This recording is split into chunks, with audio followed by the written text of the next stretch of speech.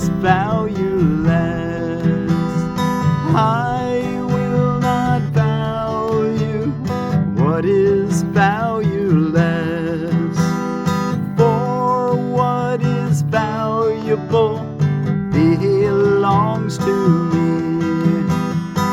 I will not value what is valueless, and only what has value do I seek, for only that do I desire to find. I will not value what is valueless. I will not value what is valueless. Well, thank you so much for joining me today and studying A Course in Miracles. We're reading from the version printed by Foundation for Inner Peace, the 2007 edition. Here on Sunday, Mother's Day, May the 12th of 2024. Lesson 133, and I'm Miracle Willie, forgiveness teacher from the Ozarks. I will not value what is valueless. Sometimes in teaching there is benefit, particularly after you have gone through what seems theoretical and far from what the student has already learned, to bring him back to practical concerns. This we will do today. We will not speak of lofty world-encompassing ideas, but dwell instead on benefits to you. You do not ask too much of life, but far too little. When you let your mind be drawn to bodily concerns, to things you buy, to eminence as valued by the world, you ask for sorrow, not for happiness. This course does not attempt to take from you the little that you have. It does not try to substitute utopian ideas for satisfactions which the world contains. There are no satisfactions in the world. Today we list the real criteria by which to test all things you think you want. Unless they meet these sound requirements, they are not worth desiring at all, for they can but replace what offers more. The laws that govern choice you cannot make, no more than you can make alternatives from which to choose. The choosing you can do, indeed you must, but it is wise to learn the laws you set in motion when you choose, and what alternatives you choose between. We have already stressed there are but two, however many there appear to be. The range is set, and this we cannot change. And what are the two? Do we remember? Truth or illusion. You can have lots and lots of different illusions, but there's only one truth. So we can narrow everything down to a choice that's real simple between truth and illusion, peace or unrest, heaven or hell. The range is set, and this we cannot change. It would be most ungenerous to you to let alternatives be limitless and thus delay your final choice until you had considered all of them in time, and not been brought so clearly to the place where there is but one choice that must be made. Another kindly and related law is that there is no compromise in what your choice must bring. It cannot give you just a little, for there is no in-between. Each choice you make brings everything to you or nothing. Therefore, if you learn the tests by which you can distinguish everything from nothing, you will make the better choice. First, if you choose a thing that will not last forever, what you choose is valueless. A temporary value is without all value. Time can never take away a value that is real.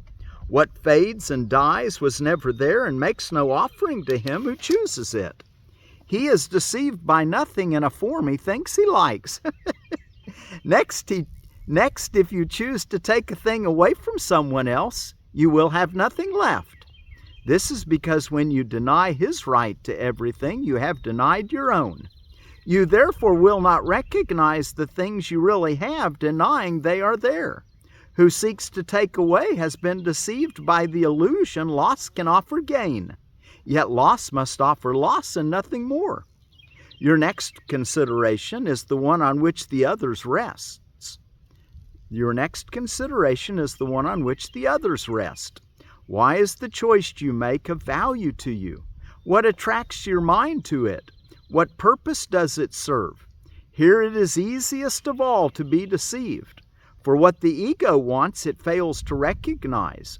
It does not even tell the truth as it perceives it, for it needs to keep the halo which it uses to protect its goals from tarnish and from rust, that you may see how, in quotes, innocent it is. It's not innocent. Yet is its camouflage a thin veneer, which could deceive but those who are content to be deceived. Its goals are obvious to anyone who cares to look for them. Here is deception doubled, for the one who is deceived will not perceive that he has merely failed to gain. He will believe that he has served the ego's hidden goals. Yet though he tries to keep its halo clear within his vision, still must he perceive its tarnished edges and its rusted core. His ineffectual mistakes appear as sins to him, because he looks upon the tarnish as his own, the rust a sign of deep unworthiness within himself. He who would still preserve the ego's goals and serve them as his own makes no mistakes, according to the dictates of his guide. This guidance teaches it is error to believe that sins are but mistakes, for who would suffer for his sins if this were so? And so we come to the criterion for choice that is the hardest to believe, because its obviousness is overlaid with many levels of obscurity. If you feel any guilt about your choice, you've already allowed the ego's goals to come between the real alternatives. And thus you do not realize they are but two. And the alternative you think you chose seems fearful and too dangerous to be the nothingness it actually is. All things are valuable or valueless, worthy or not being sought at all, entirely desirable or not worth the slightest effort to obtain. Choosing is easy just because of this. Complexity is nothing but a screen of smoke which hides the very simple fact that no decision can be difficult. What is the gain to you in learning this? It is far more than merely letting you make choices easily and without pain. It is far more than merely letting you make choices easily and without pain. Heaven itself is reached with empty hands and open minds, which come with nothing to find everything and claim it as their own. We will attempt to reach this state today with self-deception laid aside and with an honest willingness to value but the truly valuable and the real. Our 2 extended practice periods of 15 minutes each begin with this: I will not value what is valueless, and only what has value do I seek, for only that do I desire to find. So your 2 15-minute practice periods, when you settle down and you're ready to do your 15 minutes, begin by saying, I will not value what is valueless, and only what has value do I seek, for only that do I desire to find. And then receive what waits for everyone who reaches unencumbered to the gate of heaven, which swings open as he comes. Should you begin to let yourself collect some needless burdens, or believe you see some difficult decisions facing you, be quick to answer with this simple thought: I will not value what is valuable, for what is valuable belongs to me. Okay, wow, so you know what to do? Throughout the day, if you begin to think of yourself as making difficult choices, he said there's only one simple choice, the one for peace, the one for truth, the one for reality, the one that's valuable. And tell yourself, I will not value what is valueless, for what is valuable belongs to me. I'm part of what's valuable. And then, of course, when you start your practice, say, I will not value what is valueless, and only what has value do I seek, for only that do I desire to find. and then receive what waits for everyone who reaches unencumbered to the gate of heaven, which swings open as he comes. Okay, well, we'll come back and close with that song. Let us go take a look at chapter 15. We're beginning at the holy instant in section 1, the 2 uses of time. I'm sitting out here amongst some oxeye daisies. So I thought, well, let's see, what is something. I just looked it up real quick, just to find out. And I found that they're here, I'll tell you what, I'll put it right here so you can see it. You all know what they all look like probably. Little mini sunflowers. Heliopus, helianthoides, helianthoidus. I'm not sure how to pronounce that species name. It's a perennial. I found on RX list that it's used as a tonic, and it's also applied to skin for pain, also used for inflammation, wounds, and burns. So you could probably make a really nice salve according to them. There might be some contraindications, so be sure to do your research to find out if you're going to take it, how you'd want to use it for sure. Plant for the Future said it's been used for whooping cough, asthma, and nervous excitability. And I'll put the 2 links that I found that in the description below. I mentioned that it's Mother's Day, so happy Mother's Day. For all you mothers, it's a wonderful, a very, very, very important responsibility or opportunity. I like to think of responsibilities as really opportunities. And to give good to the world really quickly. In just a few years, you take a little infant and you get to give them a download program. I'd encourage you to give them a download program of following peace, following forgiveness. If you're following Course in Miracles, you let them understand the basics of it. Also, what else is going on other than Mother's Day and Mothers at the Wall Day? International Awareness Day. Wow, that should be every day, but if they got a special day for being aware, let's be aware that we want peace and reality. We want to value what is valuable with our awareness of peace and of love of God. What else is going on? There's quite a few things out of holidays and observances. I'm not going to mention all of them, but just picking out a few that I found Yom HaZikaron Day. It's a Jewish holiday. And it's Memorial Day for fallen soldiers in Israel. And then, let's see, in edible landscaping, we have we're looking at the Harrow Diamond Peach. So we're in the peaches. The Harrow Diamond, very early disease resistant, attractive 70% red blush skin with golden flesh, brown rot and bacterial spot resistant, 3 weeks earlier than Red Haven, the first peach to ripen at our nursery, has produced well with only early sprays of the clay-based surround. Pick fruits when color ripe and firm, and they usually soften in 1 day with full flavor. Space 10 to 14 foot circles, self-fertile zones 4 through 9. So they're saying here in edible landscaping to pick the fruits when color is ripe and firm, and they usually soften in 1 day with full flavor. So don't leave them on the tree too long. It's because as soon as they get ripe, the sugars in there that are being released, boy, that bacteria just hits them and they just kind of wilt. So pick them when they're firm, but they're still the color they need to be. And then he says they'll ripen usually within a day or so. And that's your Prunus persica. And also found out this is in sipsby.com, that peach leaf, peach bark, peach fruit, and the peel are packed with vitamin C and A and minerals and antioxidants. Those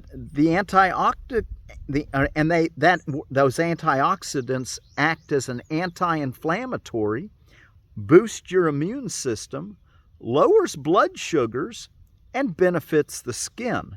I found in another place that some people use them for constipation. So probably, anyway, there are several things about the peach.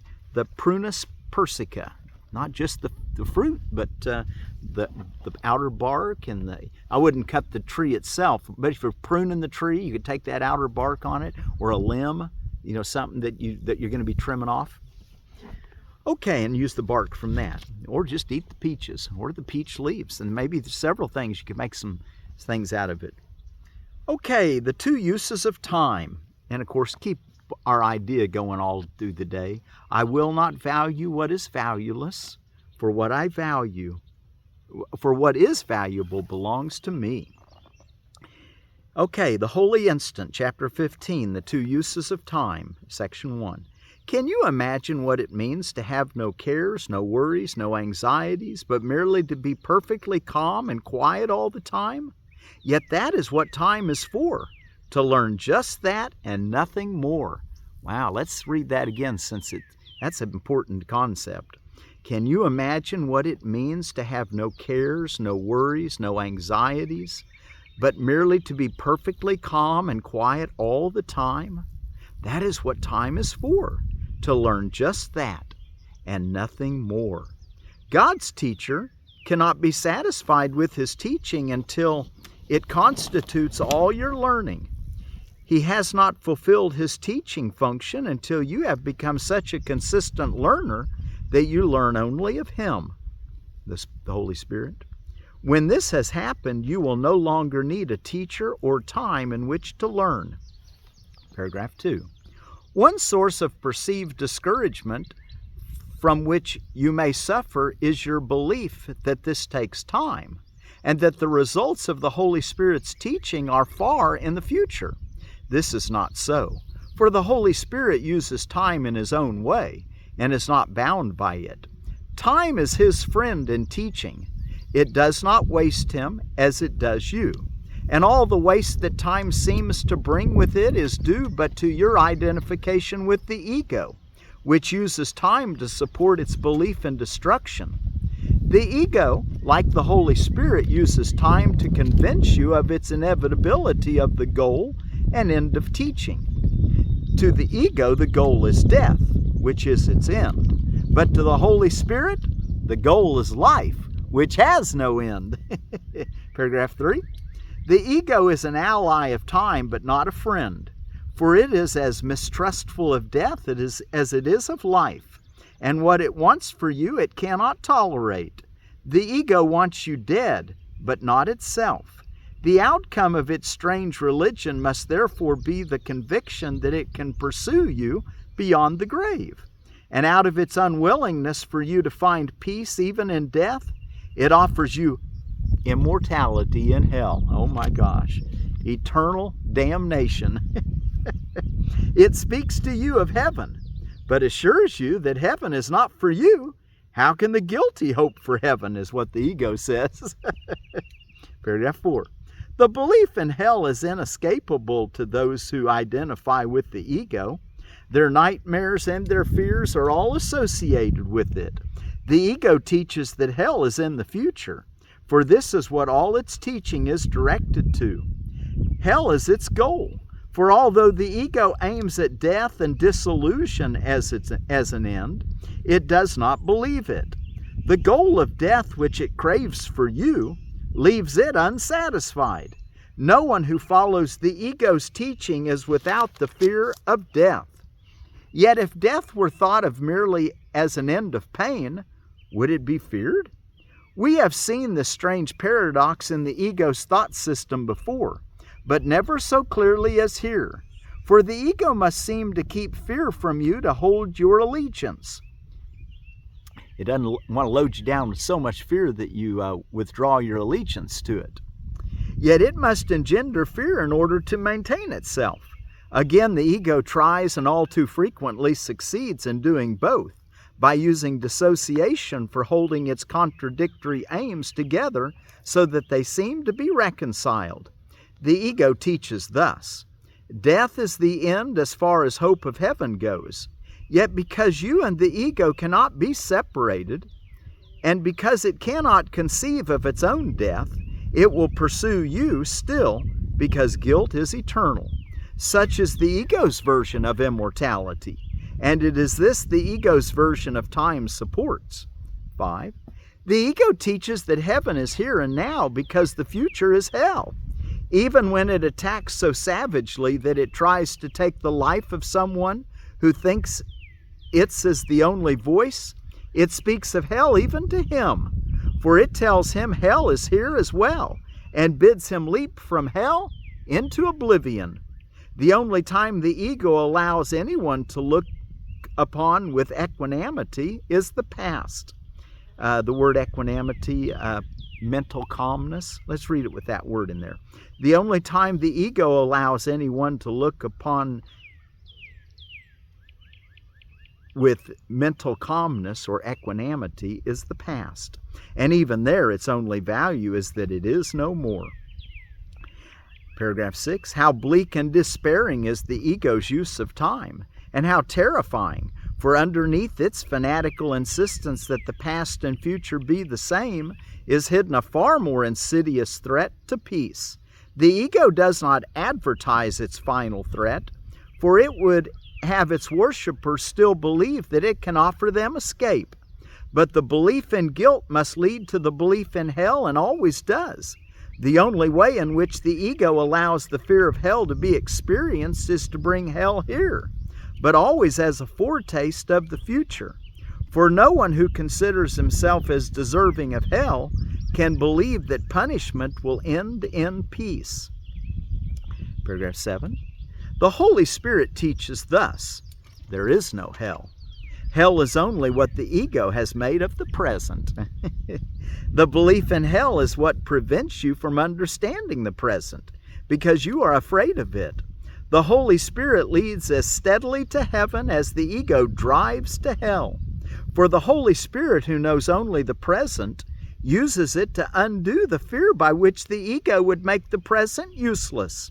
There is no escape from fear in the ego's use of time, for time, according to its teaching, is nothing but a teaching device for compounding guilt until it becomes all-encompassing, demanding vengeance forever. And paragraph 8, which will be the last paragraph we'll read, which is about the halfway through this first section. The Holy Spirit will undo all of this now. Fear is not of the present, but only of the past and future, which do not exist. There is no fear in the present when each instant stands clear and separated from the past, without its shadow reaching out into the future. Each instant is a clean, untarnished birth, in which the Son of God emerges from the past into the present, and the present extends forever. It is so beautiful and so clean and free of guilt that nothing but happiness is there. No darkness is remembered, and immortality and joy are now. The eternal now. Okay. Well, we know what to do. Take our 2 15-minute practice periods today and start your practice period by saying, I will not value what is valueless, and only what has value do I seek, and only what has value do I seek, for only that do I desire to find. So let's find our reality, our present happiness, our eternal peace that's occurring now, without feelings of regret for the past or foreboding about the future. Stay in the holy instant. I will not value what is valueless, for what is valuable belongs to me.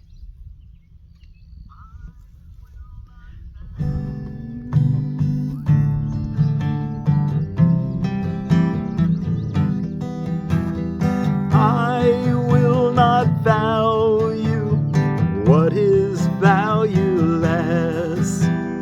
I will not value what is valueless.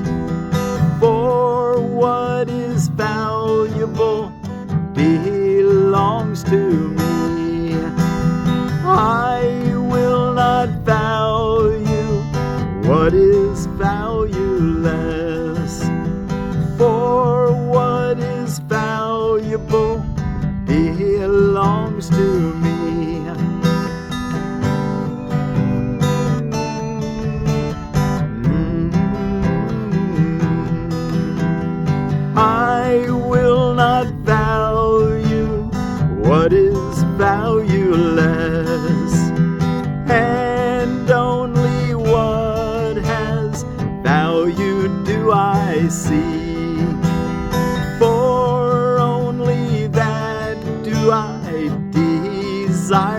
to find.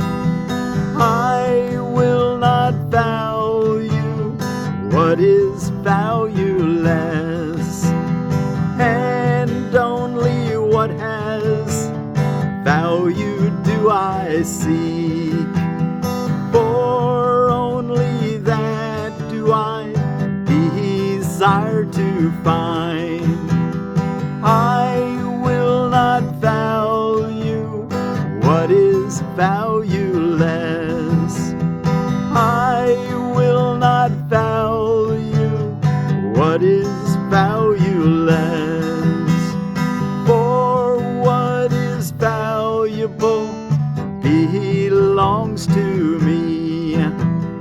I will not value what is valueless.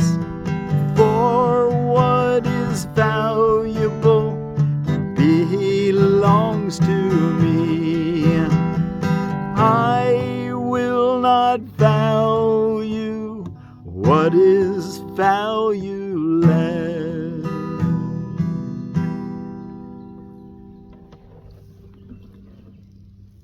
And since it's Memorial Day in Israel, the Yom HaZikaron, as they call it, I don't know if I'm pronouncing that properly. Yom HaZikaron, Memorial Day for the fallen soldiers in Israel and around the world. May we have peace. Shalom. I will not value what is valueless, for what is valuable belongs to me and you and all of us. I will not value what is valueless. Shalom.